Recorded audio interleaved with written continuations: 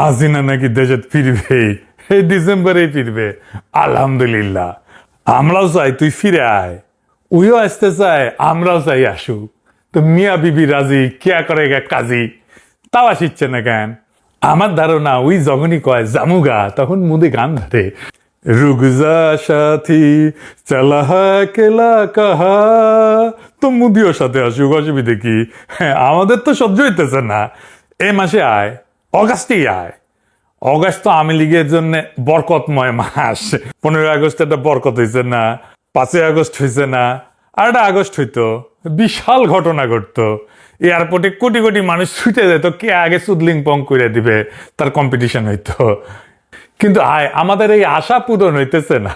আমার স্বাদ না মিটিল, আশা না পুরিল। আবার বাঙ্গু কিছু পলিটিশিয়ান আছে, তাহলে বড় আছে, ওরা কয় হাসিনা ফিরবেই। কমন সেন্স বলে হাসিনা ফিরবেই, রুমিন ফারানা কইছে। শুধু তাই না, আবার কয় বাংলাদেশের রাজনীতিতে নাকি হাসিনার অবদান আছে। ওরে বাবা, মরে যাই। শুনেন, ওনার পরিবার এবং ওনার বাংলাদেশের রাজনীতিতে দীর্ঘদিনের অবদান আছে এবং ওনার পরিবারকে সপরিবারে হত্যা করা হয়েছে। বাংলাদেশে যদি উনি ফিরে না আসেন, ওনার দলের অবস্থা কি দাঁড়াবে, বা ওনার এতদিনের যে রাজনৈতিক ইতিহাস সেটারই বা কি দাঁড়াবে, এই সকল কিছু বিবেচনা আমার কমন সেন্স বলে উনি ফিরে আসবে। শুনেছেন? মানে এইগুলা পলিটিশিয়ানদের কি আর কমু, কিছু কইতে ইচ্ছা করে না। কয় সপরিবারে মাইরা ফেলা হয়েছে, তো কি হয়েছে? পরিবারতন্ত্র কায়েম করে দেশকে নিজের জমিদারি বানাইলে তো সপরিবারের জয় বাংলা করে দেওয়া হবে। হাসিনা তো তার পরিবারের সবাইকে একে একে বাইর করে দিচ্ছে 5 আগস্টের আগে। তারপরে তার দলের কর্মীদেরকে ফেলায় রেখে চলে গেছে। এই রুমিন ফারানা যে পরিবার সহ মাইরা ফেলেছে, কইতেছে ওর আব্বু অলিয়াহাত কি কইছিল জিয়া রহমানের আমলে 15 আগস্টে নাজাদ দিবস পালন করেছিল। এডিটর সাহেব দেখান, ভালো করে আন্ডারলাইন করে দেখান। কইছিল কর্নেল ফারুক আর কর্নেল রশিদ আল্লাহর নিয়ামত হিসেবে আসিছিল। দেখিছেন? ওই সময় কর্নেল ফারুক আর খন্দকার মোস্তাক জেলে ছিল, আর কইছিল যে এরা আজকে জেলে, আর যারা ইন্ডিয়া পালায় গেছে তারা ফিরে এসে রাজনীতি করতেছে। যাই হোক, হাসিনা কেন সাংবাদিক সম্মেলন করছে ইন্ডিয়ায়, কেন করছে আমি আগের এপিসোডে কইছিলাম, রাজনৈতিকভাবে প্রাসঙ্গিক থাকার জন্য, পলিটিক্যালি রেলেভেন্ট থাকার জন্য। তার দলের লোকজন দিয়া তার কিছু করতে পারতেছে না, এখন সেজন্য তারাই মাঠে নামতে হইতেছে। কইছিল ভিডিও করে আসবে। হ্যাঁ, কি শুনেছি কিছু কিছু মাতারি নাকি ইমু সার্ভিস দেয়, ভিডিও কলে 200 টাকা নিয়ে আবার অডিও কল দেয়।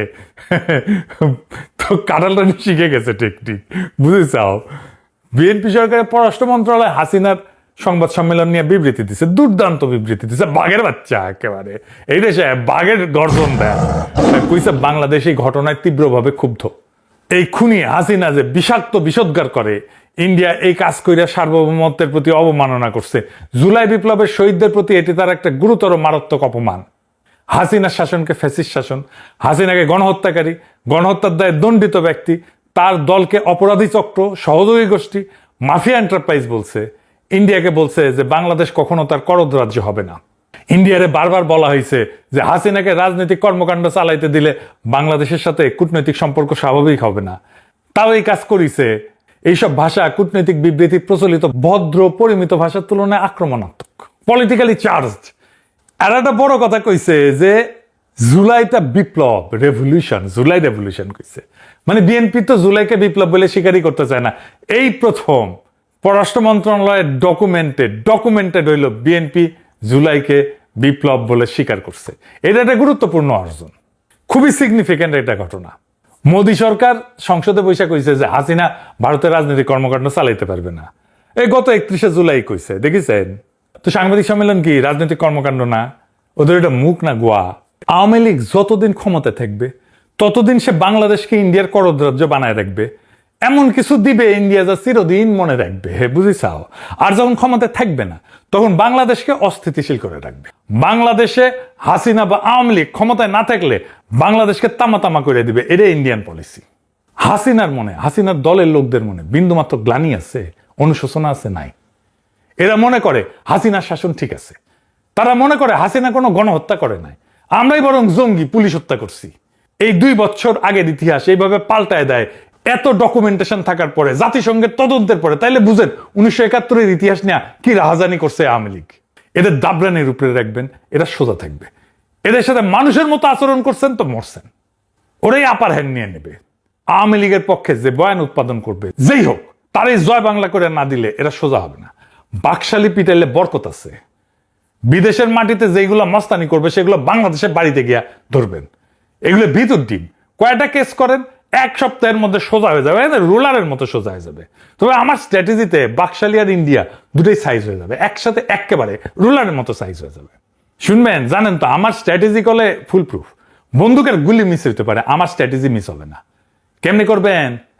ফ্রি না, খালি সব ফ্রি, সব স্ট্র্যাটেজি ফ্রিতে কয়া দিই জন্য দাম নাই আমার। তাও কইতেছি, আসেন শুনেন, ইন্ডিয়া আর আওয়ামী লীগকে একই স্ট্র্যাটেজিতে দুইটারই সাইজ করে দিতে পারবেন কিভাবে। আওয়ামী লীগ যদি সত্যি সত্যি জাউরম অব্যাহত রাখে, তাহলে ওদের ধরে ধরে জেনেভা ক্যাম্পের মতো একটা ক্যাম্প বানাইতে হবে, ওটা রাখতে হবে, নাগরিকত্ব কেড়ে নিতে হবে। ইন্ডিয়া পুশিন করলে সমান সংখ্যক বাকশালীকে ওই ক্যাম্প থেকে ধরে নিয়ে পুশব্যাক করে দিতে হবে ইন্ডিয়ায়। শুভেন্দু পশ্চিমবঙ্গে মুসলমানদের সাথে যে রাজনীতি করে, বাংলাদেশে বাকশালীর বিরুদ্ধে একই রাজনীতি করে। এবার আসেন আমাদের করণীয়তে, আমরা কি আমাদের করণীয় করতেছি? ইন্ডিয়া যে করতে দিছে সংবাদ সম্মেলন হাসিনাকে, এটা তো মারাত্মক অপরাধ করছে, আন্তর্জাতিক অপরাধ করছে। মার্কোস এই যে ফিলিপাইন থেকে যে আমেরিকায় হাওয়ায় গেছিল পলায়ে, মার্কোসকে কি আমেরিকা সংবাদ সম্মেলন করতে দিছে ফিলিপাইন নিয়া? তারপরে বেন আলী তিউনিসিয়া থেকে সৌদি আরব পালাই গেছিল, জেদ্দায় গেছিল, বেন আলীকে কি সৌদি আরব সংবাদ সম্মেলন করতে দিছে? তারপরে ভিক্টর ইয়ানুকোভিচ ও ইউক্রেন থেকে পালায় রাশিয়ায় গেছিল, ইয়ানুকোভিচকে কি রাশিয়া সংবাদ সম্মেলন করতে দিছে? রাজাপাকসে তো শ্রীলঙ্কা থেকে প্রথমে মালদ্বীপ গেছে পলায়, তারপরে সিঙ্গাপুর, তারপরে থাইল্যান্ড। তো রাজাপাকসকে কি মালদ্বীপ, সিঙ্গাপুর, থাইল্যান্ড কেউ সংবাদ সম্মেলন করতে দিছে? বাশার আল আসাদ তো সিরিয়া থেকে পলায় রাশিয়ায় গেছে, বাশার আল আসাদ কি সংবাদ সম্মেলন করছে? মিডিয়া আসছে, পলিটিক্স করিচ্ছে? তো ইন্ডিয়া কেন দিল? ইন্ডিয়ার এই অপরাধকে ক্যাপিটালাইজ করতে হবে। বিএনপি সরকার তার পক্ষে যা করা দরকার করেছে, আমাদের প্রত্যাশার চাইতে শক্ত প্রতিক্রিয়া দেখাইছে পররাষ্ট্র মন্ত্রণালয় থেকে বিবৃতি দিয়া। বাকি কাজ তো বিরোধী দলকে করতে হবে, ইন্ডিয়ার চাইপা ধরতে হবে, কচ্ছপের কামড় দিয়া ধরতে হবে, যেন সরকার আরো শক্ত পজিশন নিতে পারে ইন্ডিয়ার বিরুদ্ধে। তারেক রহমান যেন ইন্ডিয়ায় না যায় এই ব্যবস্থাও করতে হবে। আমন্ত্রণ পাইছে কিন্তু না যায় যেন। বিএনপি তো বিবৃতি দিচ্ছে, বিএনপি কি আইডিয়া ইন্ডিয়ান হাই কমিশন ঘেরাও করতে পারবে সরকারি থেকে? পারবে না তো, এটা বিরোধী দলকে করতে হবে। ইন্ডিয়ান ইন্টারেস্ট যা যা আছে তার সামনে নিয়ম করে বিক্ষোভ করতে হবে, অবরোধ করতে হবে, বন্ধ করে দিতে হবে ইন্ডিয়ান কালচারাল সেন্টার সহ সবগুলা। ওদের যা বিজনেস আছে সবগুলো, ওষুধ কোম্পানি আছে, প্যারাসুটের তেলের কোম্পানি আছে, এগুলো যা যা আছে সবগুলো লিস্ট করতে হবে, তারপরে সবগুলো বন্ধ করে দিতে হবে। আর 11 দল কি করলো? গতকাল সচিবালয় ঘেরাও করলো। আগে নাকি প্রোগ্রাম থ্রো করা হয়েছিল 5ই আগস্ট যে হাসিনা বক্তৃতা দিবে, এটা তো আগে থেকে জানতো। তো হাসিনা বক্তৃতা দিলে কি বলবে সেটা অনুমান করা কি কষ্ট নাকি? তো এটা বোঝা যায় না যে তারপরের দিন আমাদের একটা অ্যাকশন দেখাইতে হবে? গতকাল তো বিরোধী দলের ইন্ডিয়ান হাই কমিশন ঘেরাও করতে যাওয়া উচিত ছিল, কিন্তু ঘেরাও করলো সচিবালয়। আজিব বাত।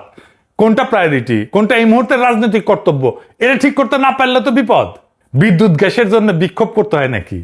বিএনপি সরকার তো বিরোধী দলীয় নেতা শফিক সাহেবের কনস্টিটিউয়েন্সিতে মিরপুরে স্থানীয় সরকার মন্ত্রীরা পাঠাইছিল, শাহ আলম রে।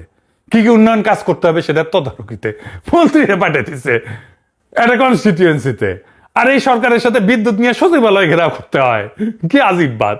জামাতে ইসলামী তো তেরের সংকটের সময় যখন লাইন ধরিচ্ছিল ইরান যুদ্ধের যখন চরমে, ওই সময় প্রস্তাব দিছিল না যে একসাথে কাজ করি? শুনেন, আমরা কেন জয়েন্টলি করতে পারি না? কেন আমরা যদি জয়েন্টলি করতে পারতাম তাহলে আমাদের ডেমোক্রেসিটা সাস্টেইনেবিলিটির দিকে যাইত, মানুষ আশান্বিত হতো। তারপরে কমিটি হয়েছিল, কমিটি করার 1 সপ্তাহের মধ্যে সব ঠিক হয়ে গেল, মনে আছে না? এখনকার সংকট কি সেই সময়ের চাইতে বেশি নাকি? এটা নিয়ে কেন ঘেরাও করতে হইলো? জিয়ার আমলে মাওলানা ভাসানী ফারাক্কা মিছিল করেছিল না? সে ফারাক্কা মিছিল জিয়া সরকারকে সাহায্য করেছিল, তার ফরেন পলিসি ইন্ডিয়ার সাথে সম্পর্ককে রিডিফাইন করার জন্য সাহায্য করছিল।